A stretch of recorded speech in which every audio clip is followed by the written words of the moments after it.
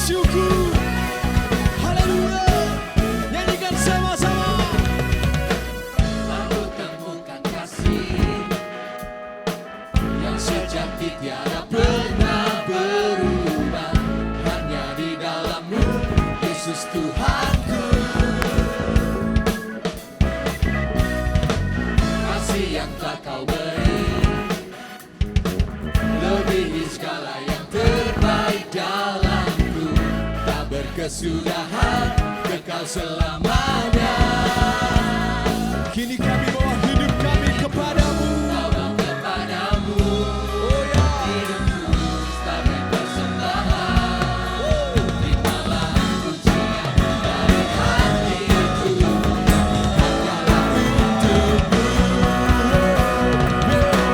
Puji yang terbaik hanyalah bagimu, hanya untukmu yang termulia, berkenan bagimu. Biar hidup kami bersinar bagimu. Sinar bagimu kemuliaan dan keagungan-Mu Tuhan, kebesaran-Mu tutupi segalanya. Yang terbaik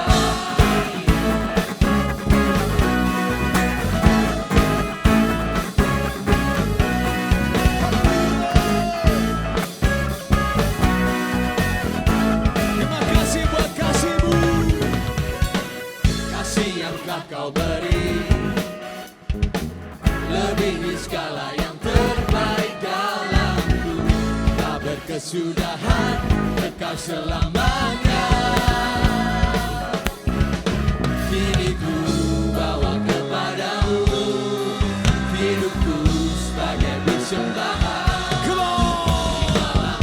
Pujian dari hatiku, hanyalah untukmu.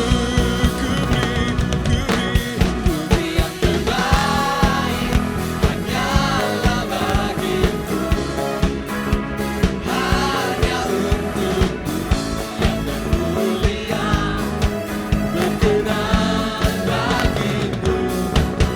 Biar hidupku bersinar bagi kemuliaan dan keagungan-Mu Tuhan, kebesaran-Mu tutupi segalanya. Ku beri yang terbaik. Terima kasih Kau sudah memberikan yang terbaik buat setiap kami Tuhan. Kini giliran kami memberikan yang terbaik bagi-Mu. Setiap pujian penyembahan kami dan tarian kami, mari menari bagi Tuhan.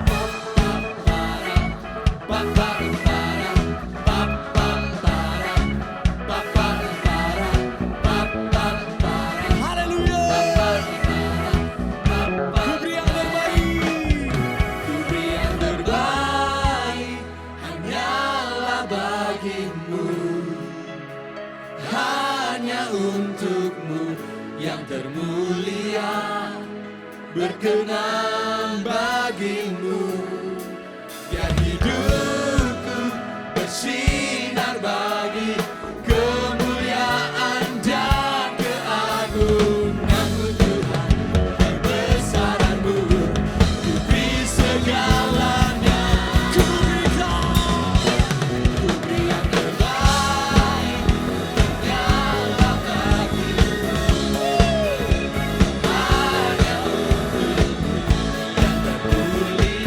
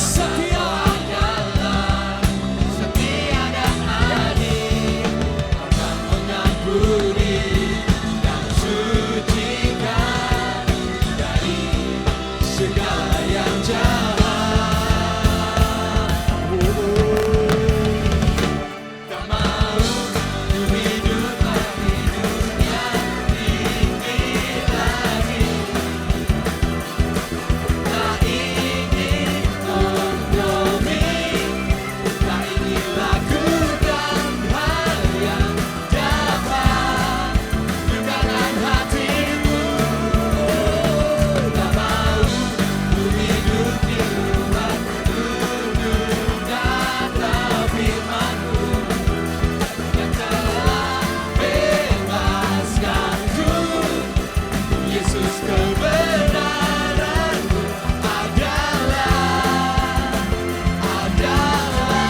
pilihanku.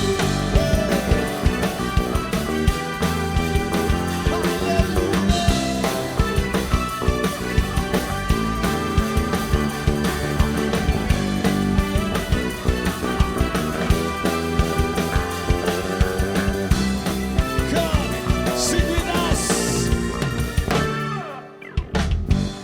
Tuhan yang mulia turun ke dunia, menebus segala dosa. Kau beri keselamatan, beri kesempatan, kasih-Mu mengubahkan. Jika ku akui semua dosaku, maka Kau adalah setia dan adil. Kau kan mengampuni dan sucikan dari segala yang jahat. Tak mau ku hidup lagi dunia ini lagi. Tak ingin kompromi, tak ingin lakukan hal yang dapat melukakan hatimu. Tak mau ku hidup di luar tutur kata firman-Mu yang telah bebaskanku. Yesus, kebenaran-Mu adalah pilihanku.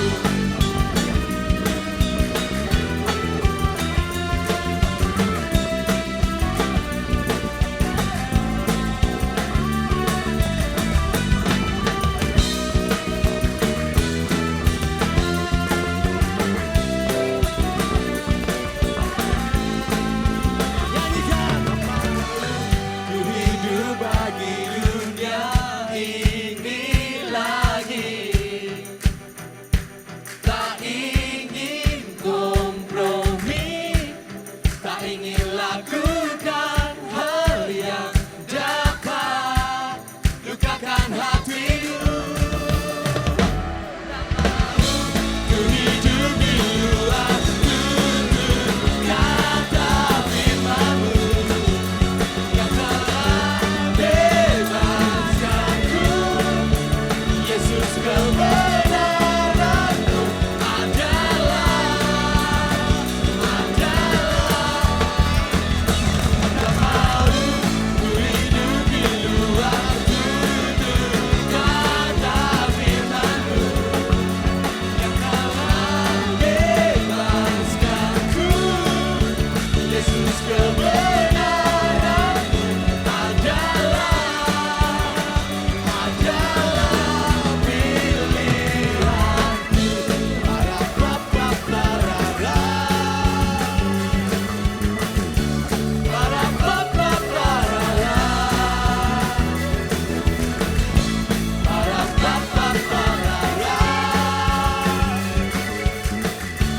Para-pa-pa-para-ra. Berikan sorak-sorak kemuliaan. You are good Lord. Haleluya. Shalom teman-teman semua dimanapun kalian berada. Selamat datang di ibadah online AOG Gereja Mawar Syaron Regional Jawa Tengah dan DIY.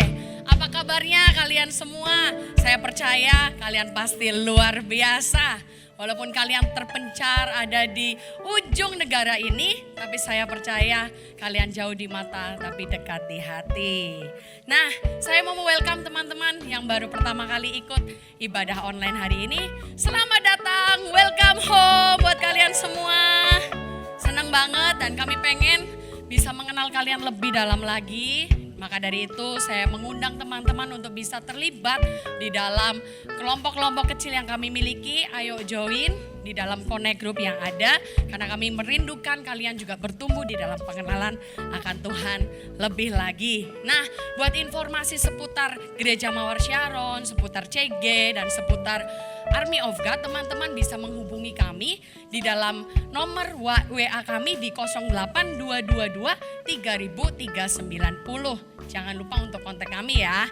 Nah, setelah itu saya juga mau menginformasikan buat teman-teman yang rindu memberikan persembahan, baik persembahan ucapan syukur, persembahan di perpuluhan, persembahan lain-lain, teman-teman bisa mentransfernya seperti luar biasa ke nomor rekening yang sudah disesuaikan dengan gereja lokal masing-masing. Nah, sebelum saya undur diri, mari kita bersatu hati di dalam doa. Bapa yang baik, kasih-Mu tidak berkesudahan ya Tuhan di dalam kehidupan kami. Engkau menyertai dan membimbing kami mengucap syukur. Tuhan berdoa buat setiap jemaat Army of God dimanapun mereka berada. Kiranya kasih-Mu melimpah ya Tuhan di dalam hidup mereka. Berikan kesehatan yang sempurna ya Tuhan. Berkat-Mu atas mereka, menyertai mereka sepanjang waktu. Di sepanjang masa-masa yang tidak enak ini. Sungguh di dalam nama Tuhan Yesus, Engkau yang menyertai dan menjagai setiap mereka. Hari ini kami berdoa buat setiap persembahan yang ada yang kami lakukan secara transfer. Tuhan sungguh sucikan, kuduskan setiap persembahan yang ada. Berkati setiap tangan-tangan yang memberi. Kami memberikan dengan hati yang penuh dengan ucapan syukur. Kami memberikan dengan sukacita. Maka dari itu Tuhan berkati setiap Army of God yang memberi dengan kerelaan hati. Di dalam nama Tuhan Yesus, berkat-Mu atas mereka tidak berkesudahan ya Tuhan. Kami mengucap syukur dan hari ini kami rindu juga berdoa buat setiap teman-teman yang baru join di ibadah online hari ini. Tuhan, kiranya kasih karunia-Mu menyertai hidup mereka. Aku berdoa biar hari ini mereka mengalami perjumpaan dengan Engkau. Kami berdoa biar mereka mengalami pertumbuhan di dalam Engkau lebih dan lebih lagi. Berkati masa saat ini dan berkati masa depan mereka Tuhan, aman di dalam naungan-Mu. Terima kasih Tuhan, kami satukan setiap doa kami yang tidak sempurna ini biar Engkau yang sempurnakan di dalam nama Tuhan Yesus. Kami mengucap syukur, haleluya, amin. Selamat memberi, selamat melanjutkan ibadah. God bless you. Jangan lupa klik tombol subscribe di YouTube untuk mengetahui update informasi seputar ibadah online, serta aktifkan lonceng pemberitahuan. Dan juga follow akun Instagram Gereja Lokal GMS Regional Jateng dan DIY untuk update informasi terbaru tentang ibadah, Connect Group, dan lain-lain.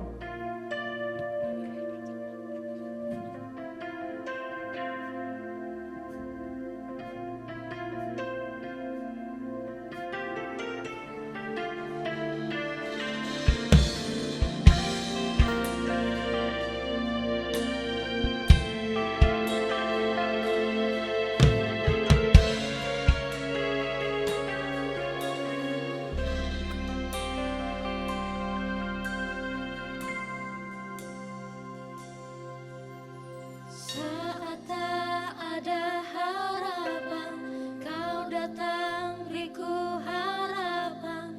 Yesus Kau jawaban hidupku.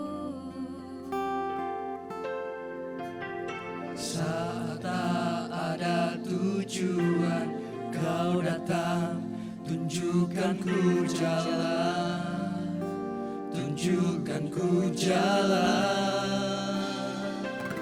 Terima kasih buat cinta-Mu yang tanpa batas. Kau berikan hidup-Mu, jadikan ku berharga.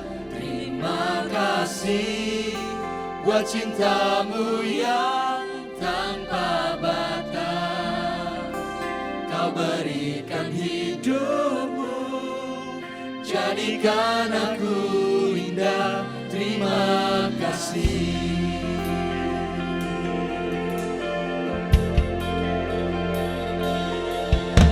Saat tak ada harapan, Kau datang beriku harapan. Yesus Kau jawaban hidupku.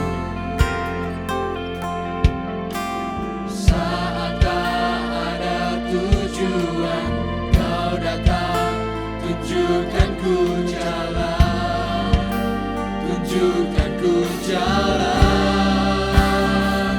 Terima kasih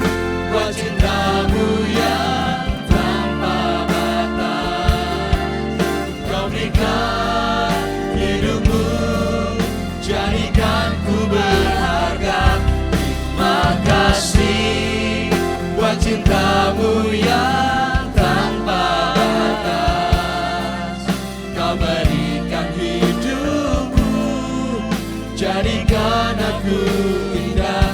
Terima kasih. Terima kasih Tuhan.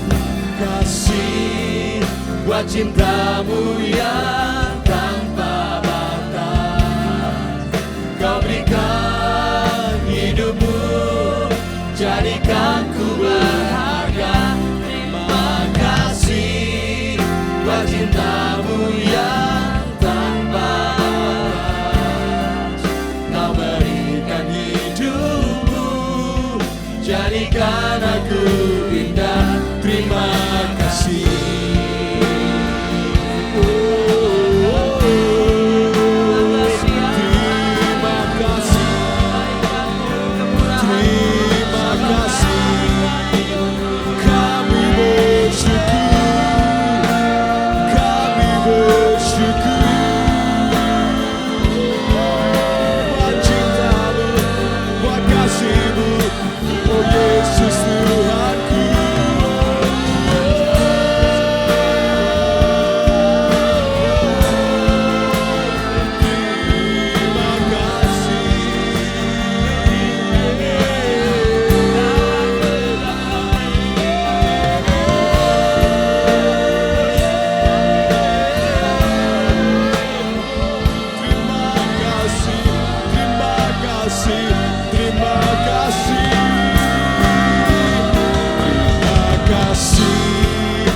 Cintamu yang tanpa batas.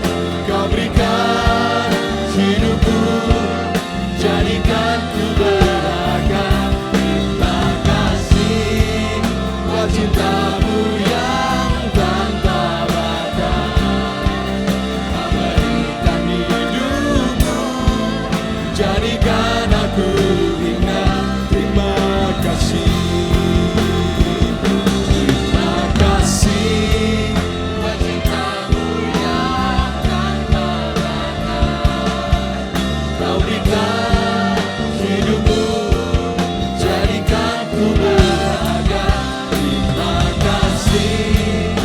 Cintamu yang tanpa batas. Kau berikan hidupmu, jadikan aku. Kau berikan hidupmu, jadikan aku indah. Kau berikan hidupmu, jadikan aku indah. Terima kasih.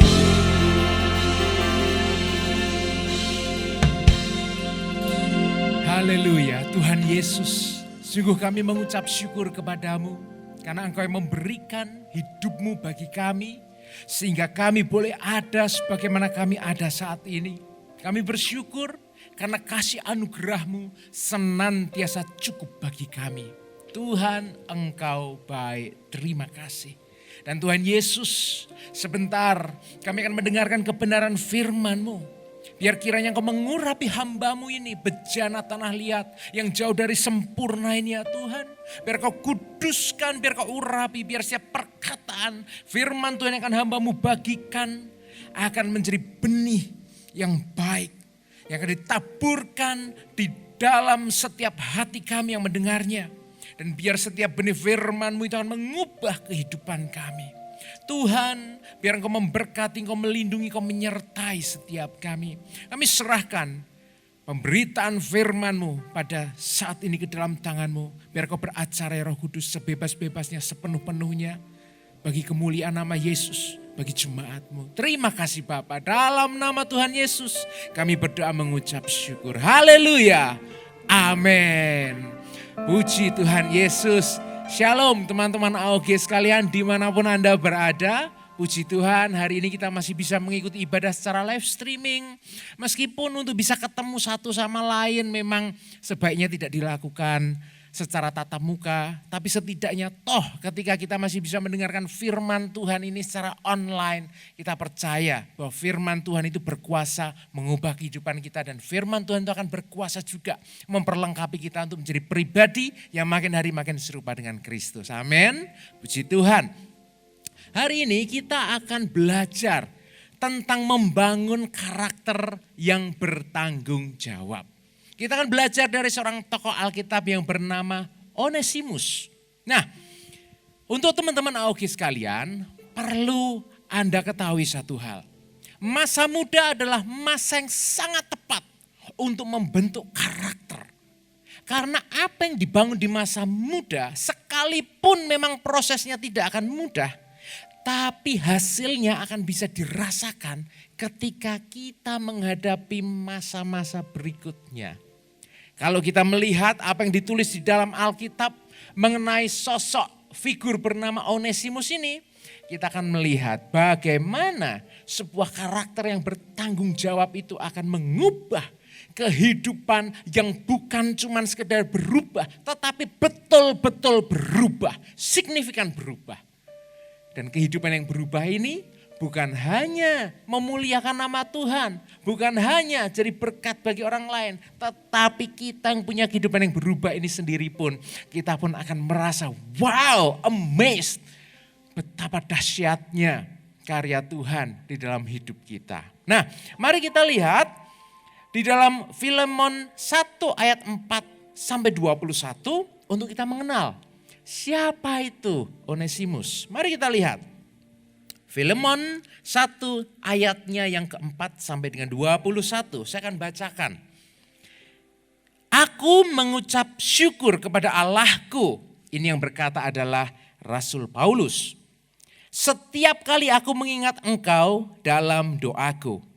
Karena aku mendengar tentang kasihmu kepada semua orang kudus. Dan tentang imanmu kepada Tuhan Yesus. Dan aku berdoa agar persekutuanmu di dalam iman turut mengerjakan pengetahuan akan yang baik di antara kita untuk Kristus. Dari kasihmu sudah kuperoleh kegembiraan besar dan kekuatan.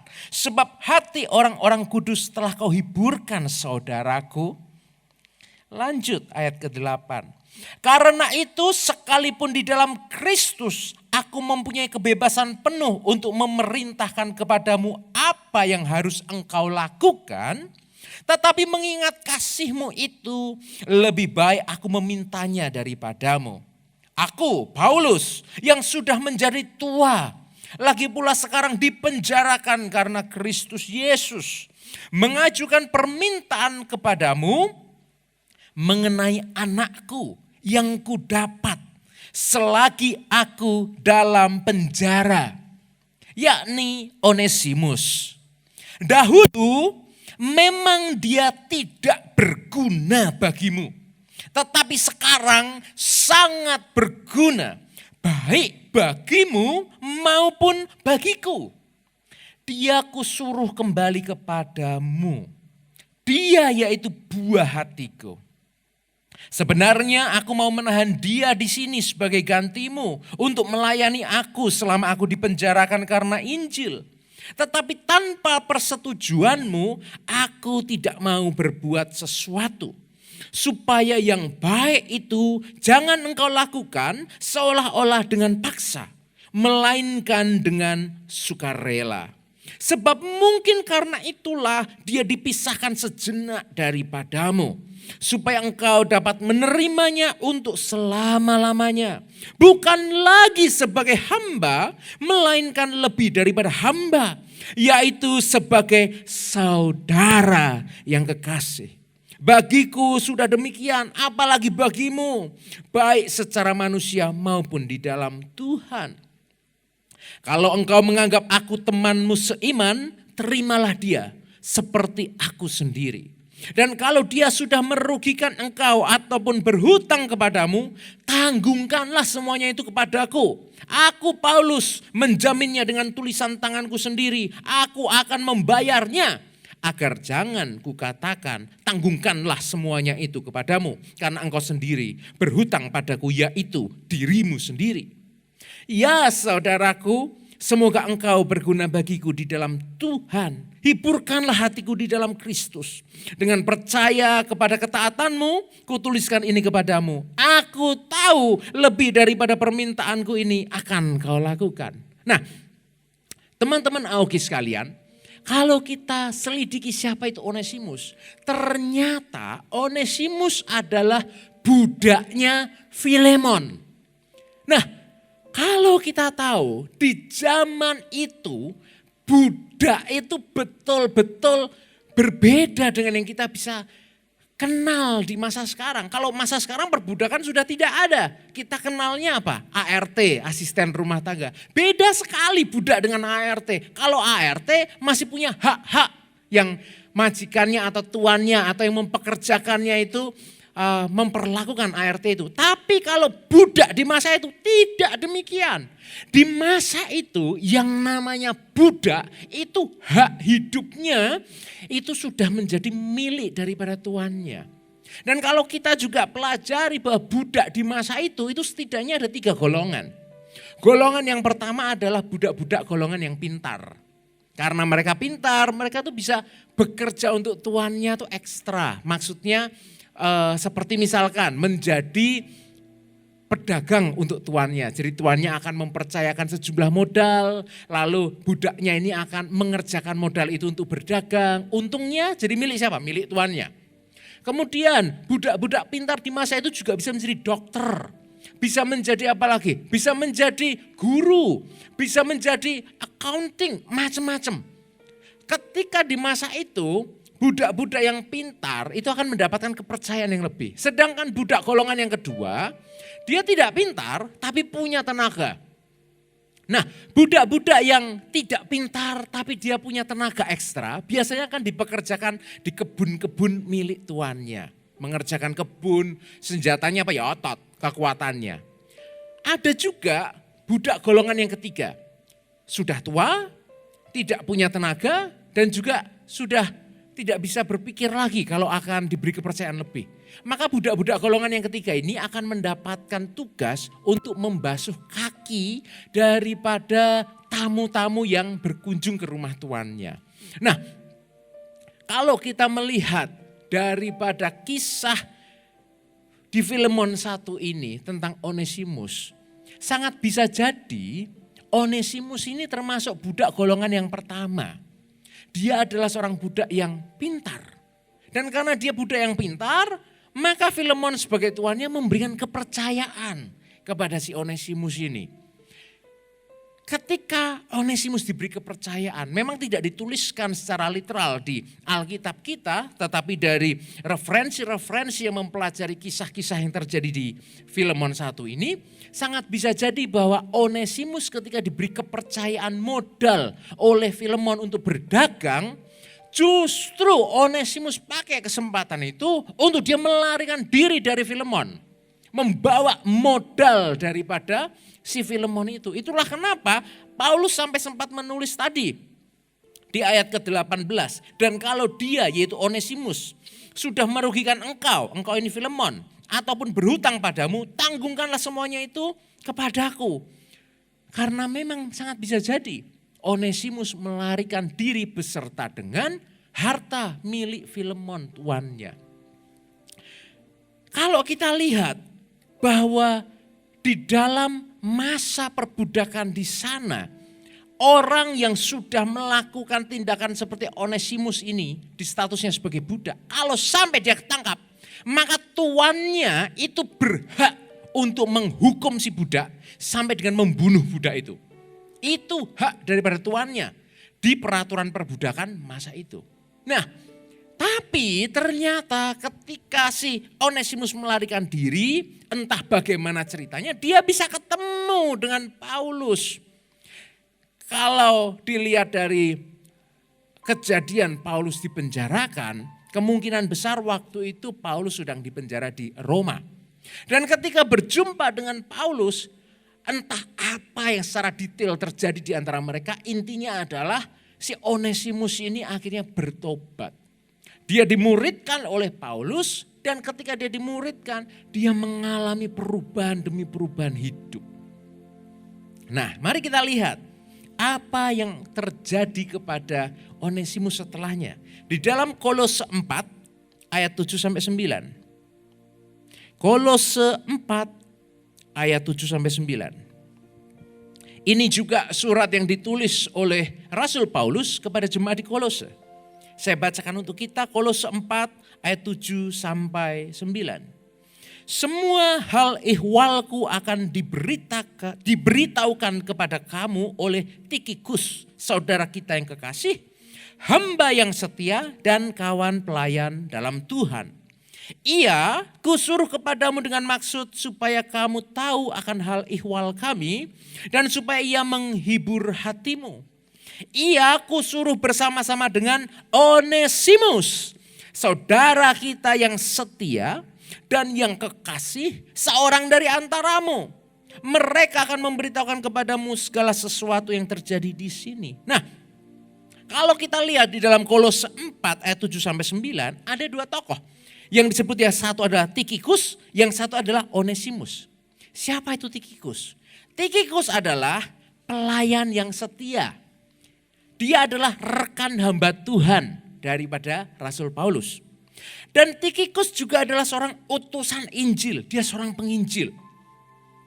Bahkan ada referensi yang menyatakan juga Tikhikus ini adalah wakil pribadinya Rasul Paulus dalam membawa keliling surat-surat Paulus kepada jemaat-jemaat baik di Kolose, di Efesus maupun di Asia lainnya. Tikhikus adalah seorang yang portofolionya begitu bagus sekali. Maka itu disebut Tikhikus adalah saudara kita yang kekasih, hamba yang setia, dan kawan pelayan dalam Tuhan. Itu Tikhikus. Lah Onesimus yang dulu adalah seorang budak pelarian. Yang dulu menjadi seorang yang tidak berguna. Kenapa tidak berguna? Ya karena dia tidak melakukan pekerjaannya dengan benar. Justru melarikan modal daripada Filemon tuannya, dan dia sendiri melarikan diri. Apa yang Rasul Paulus tuliskan? Disebut Onesimus, saudara kita yang setia dan yang kekasih. Bahkan disebutkan seorang dari antaramu. Seorang dari antaramu itu berarti menunjukkan Onesimus ini tidak dibedakan. Luar biasa sekali. Onesimus mengalami perubahan. Dari budak pelarian menjadi saudara dan rekan pelayanan. Filemon 1 ayat 11 mencatat. Dari tidak berguna menjadi sangat berguna. Siapa di antara Anda? Siapa di antara kita yang mau mengalami perubahan seperti ini? Saya tidak tahu apa yang Anda alami. Mungkin hari-hari ini Anda merasa, aduh aku ini kok tidak berguna sekali ya. Tidak bisa melakukan ini, tidak bisa melakukan itu. Aku ini kok kayaknya mau ngapa-ngapain juga nggak ada efeknya ya. Saya tidak tahu apa yang saat ini Anda sedang alami. Apakah Anda sedang merasa tidak berguna? Kalau Anda pernah merasa tidak berguna, Onesimus ini loh disebutkan. Dahulu memang ia tidak berguna. Tetapi sekarang dia sangat berguna. Dan di dalam Kolose 4 ayat 9 disebut sebagai saudara yang setia, saudara yang kekasih, seorang dari antaramu. Dari pelarian kok disebut setia. Apa yang menyebabkan perubahan pada diri Onesimus? Nah, perhatikan ini baik-baik. Apa yang membuat perubahan pada diri Onesimus? Yaitu Onesimus berani bertanggung jawab atas kesalahan yang telah ia lakukan meskipun mengandung resiko serius. Onesimus tahu pasti, dia tahu dengan jelas bahwa kalau dia kembali kepada Filemon, bisa jadi Filemon akan tangkap, bisa jadi dia akan dihukum. Entah dianiaya, entah disiksa, atau mungkin dibunuh sekalipun. Tapi karena Onesimus ini setelah dimuridkan oleh Rasul Paulus, dia menunjukkan sebuah respon yang benar terhadap pemuritan yang dilakukan. Akhirnya Onesimus berani menjadi seorang bertanggung jawab atas kesalahan yang ia sudah pernah lakukan. Meskipun menanggung resiko yang serius. Teman-teman AOG sekalian, perhatikanlah sungguh-sungguh. Perhatikanlah baik-baik. Seorang yang bertanggung jawab akan berani menghadapi konsekuensi dari apa yang telah dilakukan. Sehingga segala yang perlu dibereskan akan benar-benar diselesaikan sampai tuntas. Bukan hanya sekedar mengerjakan sesuatu, tetapi apa yang belum dibereskan akan dibereskan sampai tuntas. Itu orang yang bertanggung jawab. Dan ketika Onesimus mengambil tanggung jawab yang tidak ringan ini, menjadikan keberadaannya, menjadikan hidupnya, menjadi hidup yang sangat berguna. Nah, oleh karena itu teman-teman AOG sekalian, pada hari ini kita akan belajar 3 langkah membangun karakter bertanggung jawab dari sosok yang bernama Onesimus ini. Langkah pertama untuk membangun karakter yang bertanggung jawab kita bisa lihat di dalam Filipi 1 ayat 10, dikatakan begini. Filipi 1 ayat 10.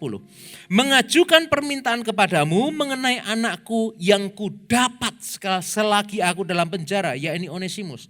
Kenapa Rasul Paulus menulis kata anakku yang kudapat? Ya karena memang dia bukan anak biologisnya Rasul Paulus. Tetapi Rasul Paulus mendapati Onesimus ini lahir baru. Onesimus ini menjadi pribadi yang mau bertobat dari masa lalunya yang bermasalah.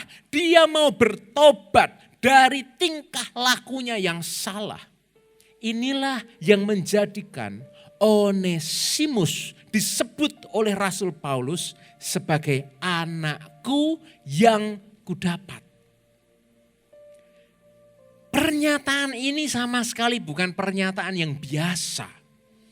Karena sampai seorang Rasul Paulus menggelari Onesimus sebagai anakku yang kudapat.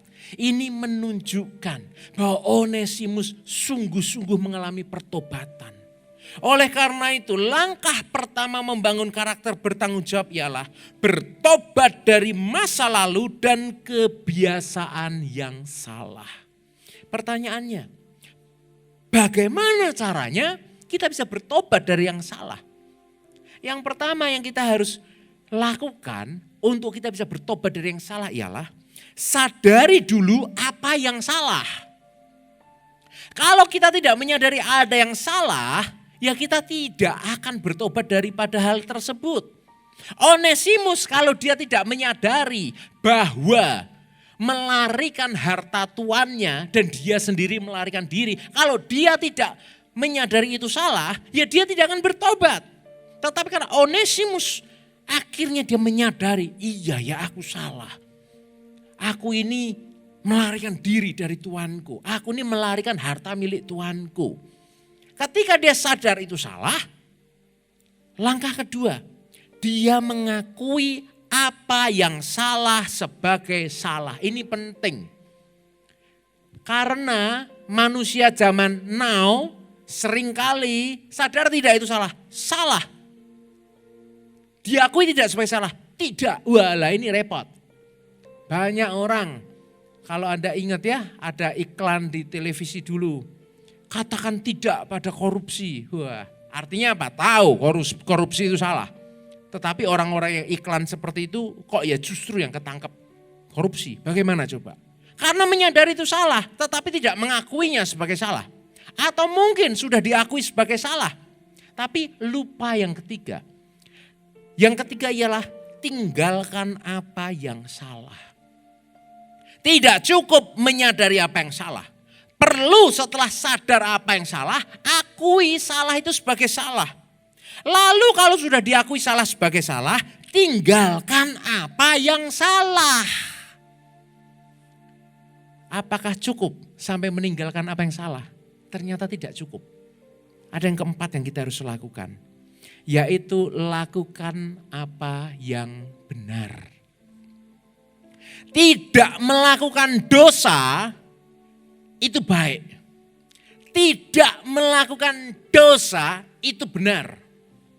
Tetapi kalau hanya sekedar tidak melakukan perbuatan berdosa saja, itu tidak lengkap. Yang benar adalah tinggalkan apa yang salah, lakukan apa yang benar. Contohnya bagaimana? Contohnya begini, hari-hari ini banyak di antara kita yang sedang melakukan social distancing begitu ya.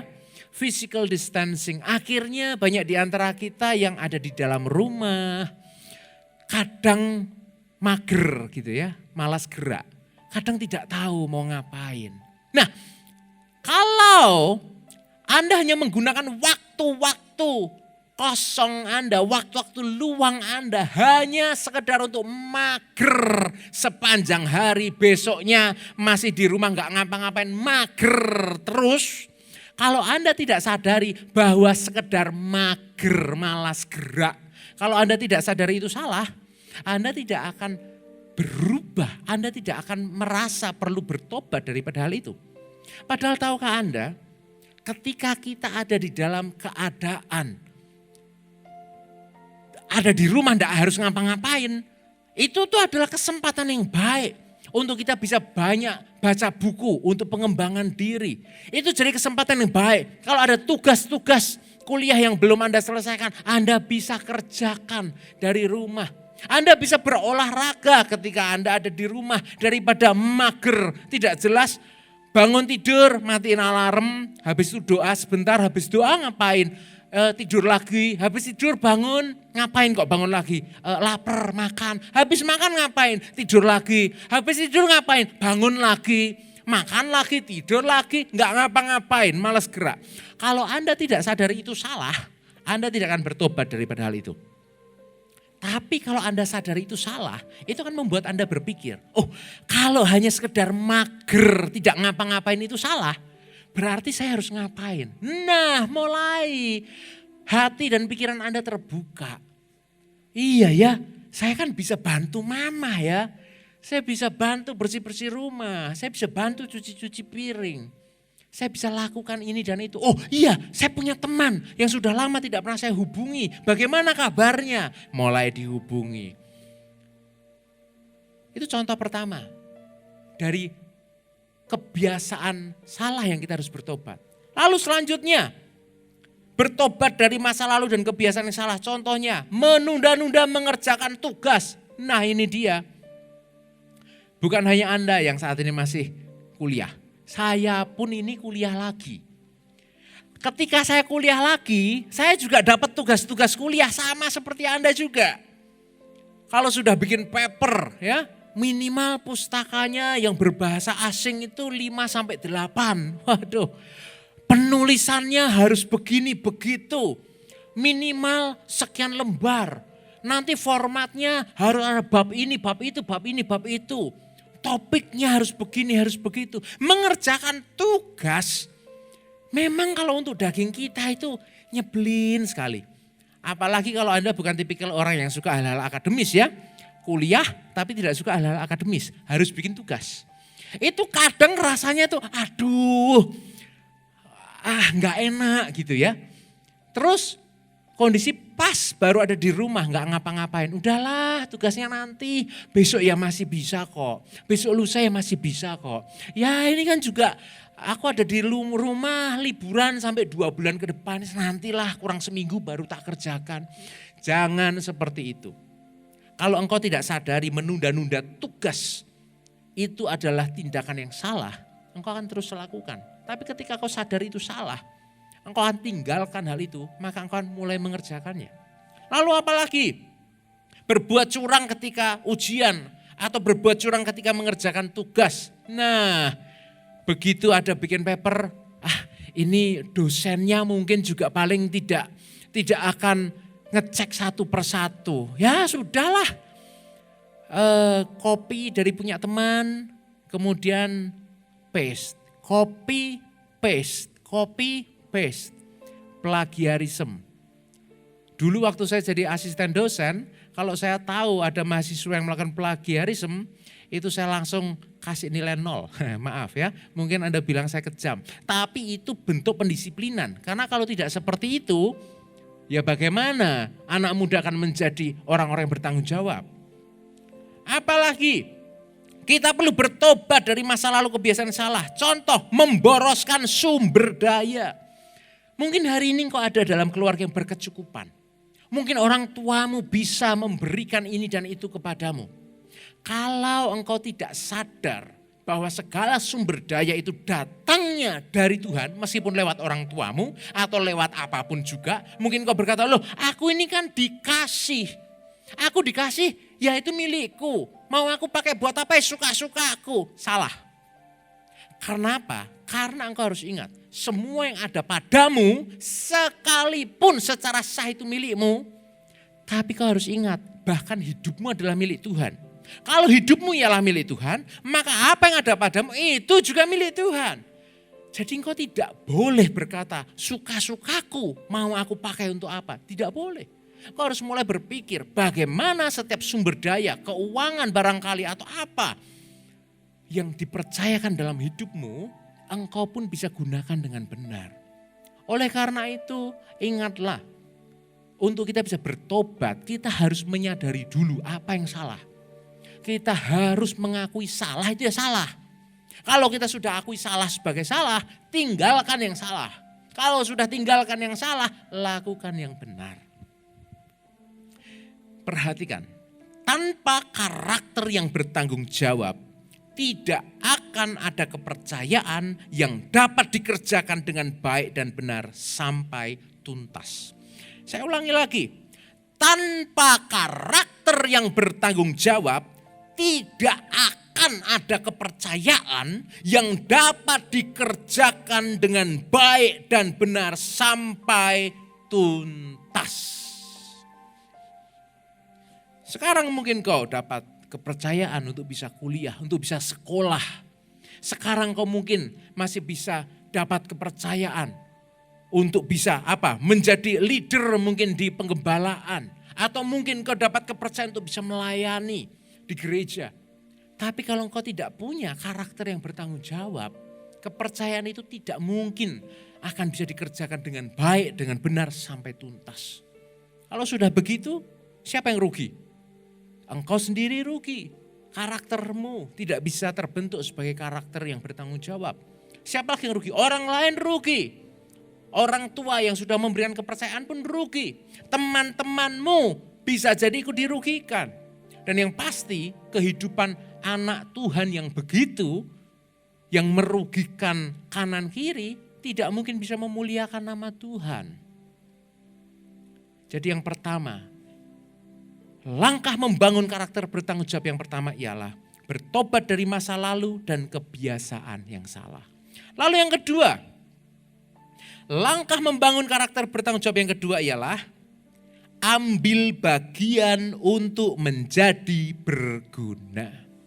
Di dalam Filipi 1 ayat 11 dikatakan begini, dahulu memang dia tidak berguna bagimu, tetapi sekarang sangat berguna baik bagimu maupun bagiku.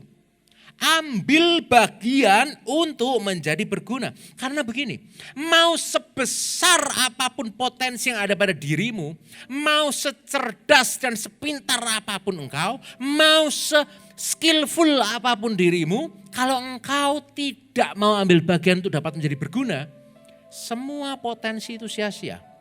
Potensi itu hanya akan dapat berdampak ketika kita mengerjakan potensi tersebut. Kita mau ambil bagian untuk menjadi berguna.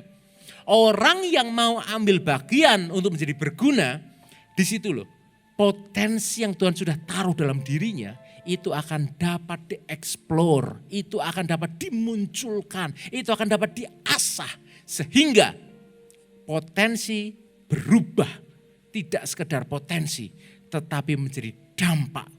Siapa yang akan pertama kali berdampak? Orang lain kah? Bukan, diri kita sendiri. Ketika kita sadari hidup kita berguna, cara pikir kita akan berubah, perasaan kita akan berubah, keaktifan kita akan berubah.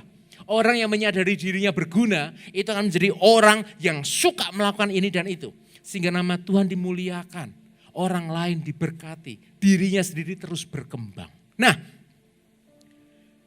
contoh nyatanya menjadi seorang yang berguna. Kalau Anda ada di gereja, ambillah kesempatan untuk bisa melayani. Jangan terus menjadi bayi rohani. Kalau Anda punya kesempatan untuk bisa melayani, belajarlah melayani. ketika Anda ada di dalam pelayanan, Anda akan ketemu dengan orang-orang yang tidak sempurna. Anda orang tidak sempurna, Anda akan ada satu tim dengan orang-orang yang tidak sempurna. Apa yang terjadi di dalamnya? Saling membentuk. Besi menajamkan besi, manusia menajamkan sesamanya. Di situ loh kita mulai dibentuk. Mungkin sebelumnya kita punya cara pandang yang salah. Oh, aku ada di gereja, aku harus dilayani. Orang kalau mentalitasnya hanya sekedar, aku perlu dilayani, aku perlu dilayani, aku perlu dilayani. Orang mentalitasnya seperti itu, dia tidak akan bisa bertumbuh dengan baik. Tetapi ketika seseorang itu ambil bagian untuk melayani, di sini karakter bertanggung jawab itu mulai dibangun. Lalu ketika Anda ada di dalam kampus, di kehidupan di kampus, Anda punya kesempatan untuk bisa ikut kegiatan organisasi dan kegiatan sosial. Ambil kesempatan itu. Jangan jadi orang yang malas. Orang yang malas tidak akan berkembang hidupnya. Orang yang wegah, males, tidak mau ini dan itu. Sudahlah itu dia saja. Sudahlah itu dia saja. Orang yang tidak mau ikut ambil bagian, ya sudah. Hidupnya tidak akan berdampak untuk mengubah kehidupan orang lain. Hidupnya sendiri pun juga tidak akan berubah. Jadi kalau engkau ada kesempatan di sekolahmu. Kalau di sekolahmu ada kegiatan, misalkan kerja bakti. Nah, di sini siapa yang kalau ada acara kegiatan kerja bakti atau bakti sosial, nomor satu adalah bilang sama orang tuanya, Pah, Mah, tolong kabarin wali kelasku, aku sakit hari ini, aku gak bisa ikut dulu. Padahal sebetulnya males. Nah, kalau Anda mau menjadi orang yang berguna, ambil bagian untuk bisa jadi berguna. Di sekolahmu kalau ada kegiatan-kegiatan bakti sosial, ada kegiatan-kegiatan untuk bersih-bersih kelas barangkali atau apapun itu, ambil bagian untuk jadi berguna. Kalau engkau mendapatkan kesempatan untuk bisa menjadi seorang pemimpin, ambil tanggung jawab itu. Engkau adalah orang pertama yang akan merasakan dampaknya. Hidupmu akan mulai berubah. Lalu ketika engkau ada di dalam keluarga, bantulah orang tuamu. Engkau ada di rumah. Jangan kalau melihat orang tua sibuk, engkau hanya sekedar main HP, main game. Kau lihat mamahmu, ibumu di rumah cuci-cuci sendirian. Yang engkaunya hanya di depan TV, nonton TV, dengerin musik. Ayolah, lakukan sesuatu. Ambil bagian untuk jadi berguna. Kalau papamu pulang kerja capek, pijetinlah. Kalau kau lihat bagaimana mamahmu, ibumu sedang sibuk bekerja, bantuinlah, ikut masak atau apa. Lihatlah, orang yang mau mengambil bagian di dalam menjadi berguna, orang itu sendiri akan menjadi pihak pertama yang diuntungkan oleh perbuatannya. Pengkhotbah 9 ayat 10 berkata demikian. Pengkhotbah 9 ayat 10. Segala sesuatu yang dijumpai tanganmu untuk dikerjakan, kerjakanlah itu sekuat tenaga. Karena tak ada pekerjaan, pertimbangan, pengetahuan dan hikmat dalam dunia orang mati, kemana engkau akan pergi.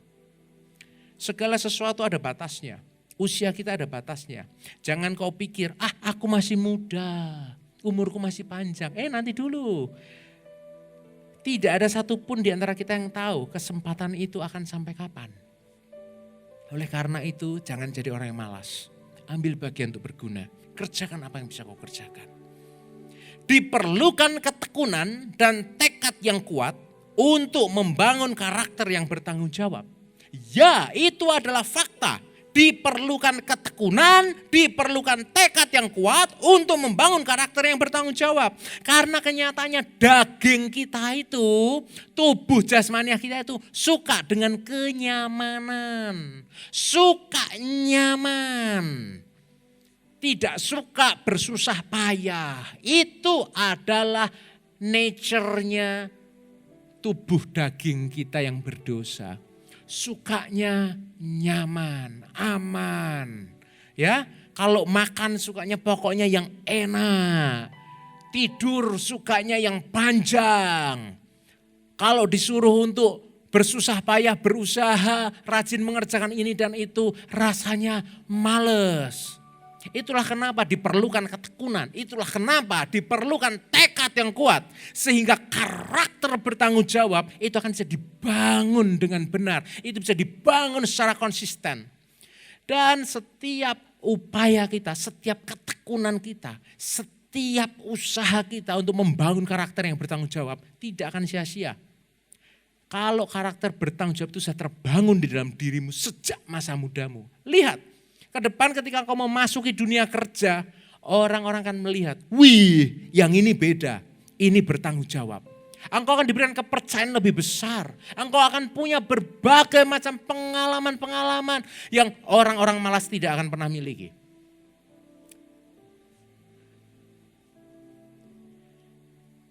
Itu adalah langkah yang kedua. Langkah yang pertama tadi adalah bertobat dari masa lalu dan kebiasaan yang salah. Langkah yang kedua ialah ambil bagian untuk menjadi berguna. Langkah yang ketiga untuk membangun karakter bertanggung jawab ialah bereskan yang belum beres sampai tuntas. Filipi 1 ayat 12 berkata, Dia kusuruh kembali kepadamu, dia yaitu buah hatiku. Waktu Onesimus mendapatkan pesan dari Rasul Paulus. Onesimus kembali ke Filemon. Belum tentu Onesimus langsung dengan sukacita berkata, iya aku mau, belum tentu. Bisa jadi Onesimus bilang sama Rasul Paulus, Bapakku, ini kalau saya kembali kepada tuanku yang bernama Filemon, bagaimana nanti kalau aku dibunuh? Bagaimana kalau nanti aku dihukum, disiksa? Di situ Rasul Paulus mungkin juga perlu menenangkan hati Onesimus dengan berkata, tenang Mus, ini aku bawakan surat untuk Filemon. Nanti kamu yang bawakan surat ini ya. Nanti kalau dia baca surat ini, dia tidak akan memperlakukan kamu dengan buruk. Bahkan dia akan menerimamu seperti saudara. Bisa jadi Rasul Paulus sampai perlu menenangkan hati Onesimus ketika dia menyuruh Onesimus kembali kepada Filemon.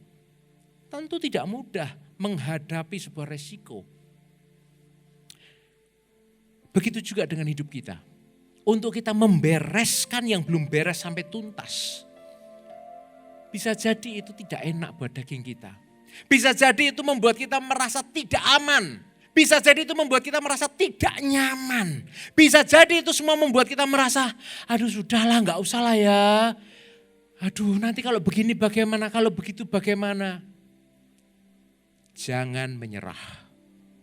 Jangan menyerah.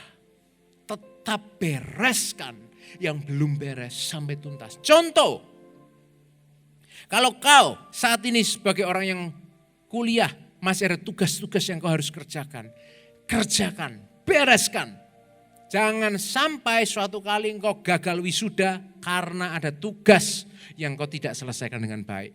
Oh itu sangat-sangat membuat penyesalan bukan hanya pada dirimu, orang tuamu pun juga. Lalu kalau kau punya konflik dengan sesama teman atau dengan rekan pelayanan atau dengan keluarga, bereskan. Mungkin kau berkata, loh yang salah kan bukan aku, yang salah kan dia. Kenapa kok aku yang harus membereskan? Ingat firman Tuhan berkata, berbahagialah orang-orang yang menjadi pembawa damai karena mereka lah yang akan disebut anak-anak Allah. Kalau engkau mau menjadi pembawa damai, jangan berpikir yang salah kan dia, kok yang harus minta maaf aku. Buang pikiran itu. Engkau anak Tuhan, Tuhan Yesus memberikan teladan, dia mengampuni. Padahal manusia yang seringkali berdosa pada Tuhan, Tuhan tidak pernah bersalah pada manusia. Tapi Tuhan Yesus mengambil keputusan untuk mau mengampuni. Bagaimana dengan engkau? Kalau kau punya konflik, ada yang belum beres dengan temanmu, dengan keluargamu. Yang salah mungkin bukan engkau, maukah engkau membereskannya? Kalau engkau mau membereskan yang belum beres sampai tuntas, di situ loh.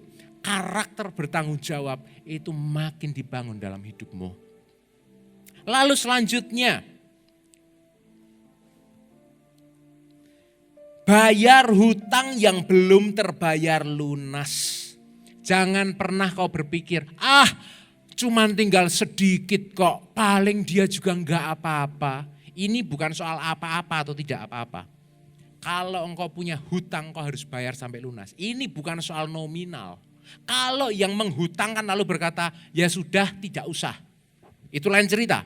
Tetapi selama engkau tidak dibebaskan dari hutangmu, engkau tetap bertanggung jawab untuk melunaskannya. Itu tanggung jawab. Lalu kembalikan yang dipinjam, ganti kalau rusak. Kalau engkau sudah berani pinjam, engkau merusakkan, ya ganti. Itu tanggung jawab. Kalau engkau tidak mampu ganti bagaimana? Buat kesepakatan. Entah bagaimana supaya bisa win-win solution. Tapi yang pasti engkau harus bertanggung jawab. Berhenti total dari kebiasaan yang merusak. Kalau waktu ini engkau masih kadang-kadang merokok, ya sudah aku kurangi kok rokoknya kok. Tapi ya masih sih kadang-kadang, berhenti total. Kalau engkau dulu suka mabuk-mabukan, kalau sekarang ya mabuk-mabukannya sudah enggak seperti dulu kok, sekarang cuma sesekali saja. Kalau engkau dulu suka berjudi, sekarang saya sudah tidak terlalu sering berjudi, sesekali saja, berhenti total. Kalau kau mau membereskan, bereskan sampai tuntas. Jangan ada yang menjadi batu sandungan atau ganjalan pada akhirnya. Perhatikan ini, karakter yang bertanggung jawab akan membereskan setiap tugas dan mengerjakan setiap kepercayaan dengan baik dan benar sampai tuntas. Karakter yang bertanggung jawab akan membereskan setiap tugas dan mengerjakan setiap kepercayaan dengan baik dan benar sampai tuntas. Bereskan yang belum beres sampai tuntas. Mari kita cek diri kita. Apakah hari-hari ini masih ada yang belum kita tuntaskan? Adakah yang masih harus kita bereskan? Kalau ada, bereskan. Itulah kalau kita mau membangun karakter yang bertanggung jawab. 3 langkah membangun karakter bertanggung jawab yang kita bisa pelajari dari Onesimus ini. Yang pertama tadi, bertobat dari masa lalu dan kebiasaan yang salah. Lalu yang kedua, ambil bagian untuk menjadi berguna. Dan yang ketiga, bereskan yang belum beres sampai tuntas. Kiranya setiap kita akan menjadi anak-anak muda, army of God. Yang bukan hanya muda, tetapi juga punya karakter bertanggung jawab. Sehingga hidup kita memuliakan nama Tuhan, hidup kita berdampak bagi orang lain. Dan lihatlah ketika karakter itu terbangun, masa depan kita pun akan berbeda. Menjadi masa depan yang penuh dengan harapan. Kita menjadi orang-orang yang bisa dipercaya dan mengerjakan kepercayaan dengan baik, dengan benar sampai tuntas. Mari kita satukan hati di dalam berdoa. Tuhan Yesus, terima kasih. Kami sudah boleh mendengar kebenaran firman-Mu. Meskipun secara online dan kami tidak bisa berjumpa satu dengan yang lain. Tuhan, kami percaya Engkau tidak dibatasi oleh keterbatasan manusia. Biar firman-Mu ini akan sungguh-sungguh kami hidupi. Biar kebenaran-Mu ini menjadi bagian kami. Dan biar Kau dapat hidup kami sebagai anak-anak muda yang bertanggung jawab. Kami akan memulai dengan benar, mengerjakan dengan benar, menyelesaikan dengan benar sampai tuntas. Hingga nama Yesus ditinggikan, dimuliakan. Dan hidup kami pun menjadi hidup yang berdampak. Menjadi surat Kristus terbuka bagi dunia. Terima kasih Tuhan dalam nama Yesus. Haleluya. Mari kita nyanyikan lagu ini.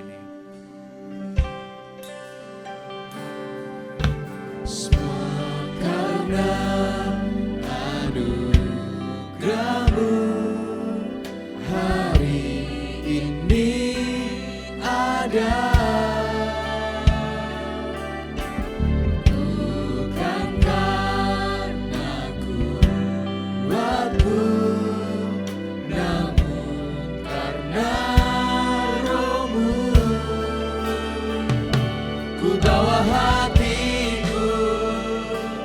Penyembahanku, ku semakin berkurang, Yesus makin bertambah. Mengikut Yesus, itulah kesukaan.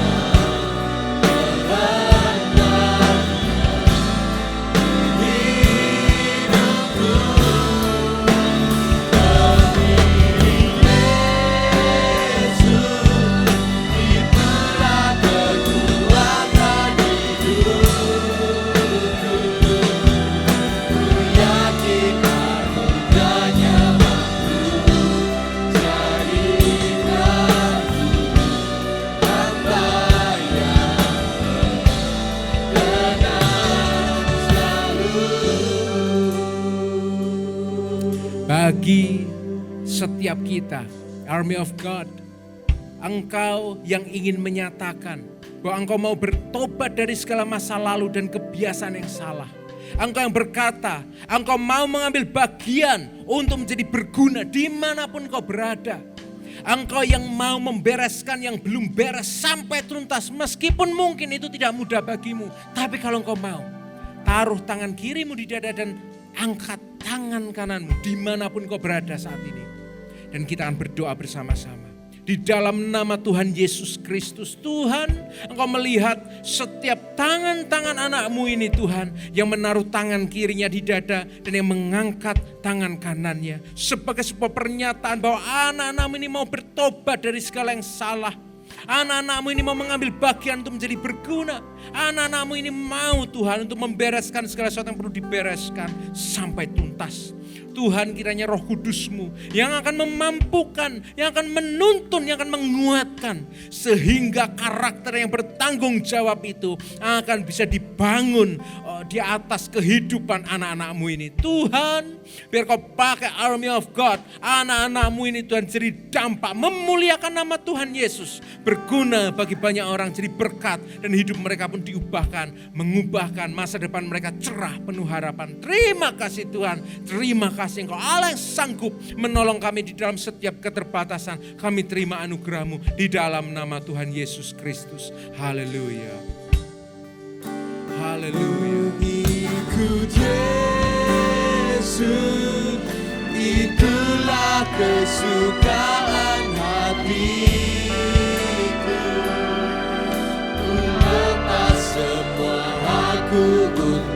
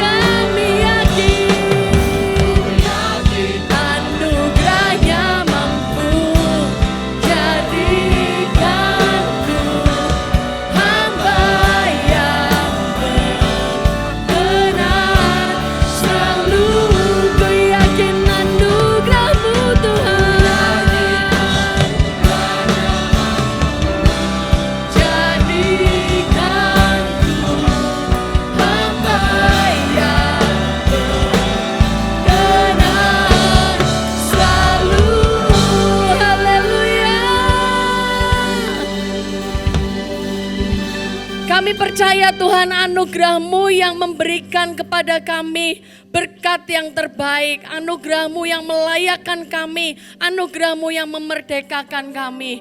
Tuhan ajari setiap jemaat Army of God supaya kami menjadi anak-anak muda yang bertanggung jawab. Kami menjadi anak muda yang beres dengan masa lalu kami. Kami menjadi anak muda yang fokus kepada panggilan ilahi di dalam nama Tuhan Yesus. Ajari kami supaya sedari kami muda kami menjadi pribadi yang berguna ya Tuhan. Kayak mengucap syukur. Mari jemaat Army of God angkat kedua tanganmu dimanapun engkau berada hari ini. Kiranya berkat daripada Allah Bapa, Allah Putra, Allah Roh Kudus menyertai kehidupanmu. Dia Allah yang menuntun dan memberkati engkau. Dia menyinari setiap Army of God dengan wajahnya. Memberikan kepada setiap AOGers damai sejahtera, kasih karunia, perkenanan di dalam nama Tuhan Yesus. Kesehatan sempurna, kekuatan di dalam nama Tuhan Yesus. Kami mengucap syukur Tuhan, sungguh kiranya kasih karuniamu menyertai dari hari ini sampai selama-lamanya di dalam nama Tuhan Yesus. Semua yang percaya dan antusias lebih lagi di dalam Tuhan sama-sama katakan haleluya. Amin. Terima kasih. God bless you.